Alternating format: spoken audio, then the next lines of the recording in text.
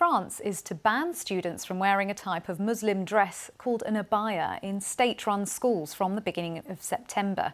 There have been months of debate over whether the loose-fitting full-length robe should be allowed in schools where the wearing of headscarves is already banned. Well, let's go live to Paris now to speak to our correspondent Hugh Schofield. Hugh, what can you tell us? Yeah, well, this is the latest, isn't it, in the long-running row over laïcité, secularism in France, and particularly in the schools. As you referred to back there, in 2004, the law came in which banned ostentatious signs of religion in schools. It was a way of enforcing this strict idea of separating religion and state. That meant that headscarves were out, but also kippahs for Jews and crosses for Christians.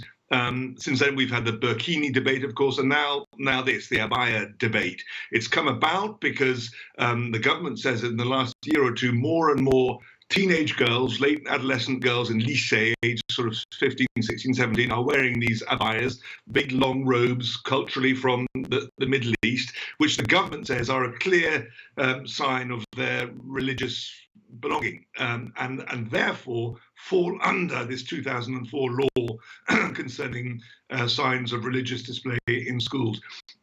The rectors of schools, headmasters, headmistresses have long been asking for clear guidance from the government because it's been an unclear situation. Should they or should they not ban these garments? Well, now they've got their answer. The government has stepped in the form of Gabriel Attal, the Education Minister, just before the start of this term, and says that from next week, when schools go back, it will be banned. The abaya, you will not be able to get into the school with an abaya. We await with some interest, though, the text which will flesh out the application of this law. What exactly is it going to say? Because one of the objections is that it's very hard to define what this garment is, and some people have pointed out online that a long Western robe, something highly fashionable from Gucci, could also fall under this banner of being a kind of sign of Muslim faith. So there's a lot of grey areas surrounding this.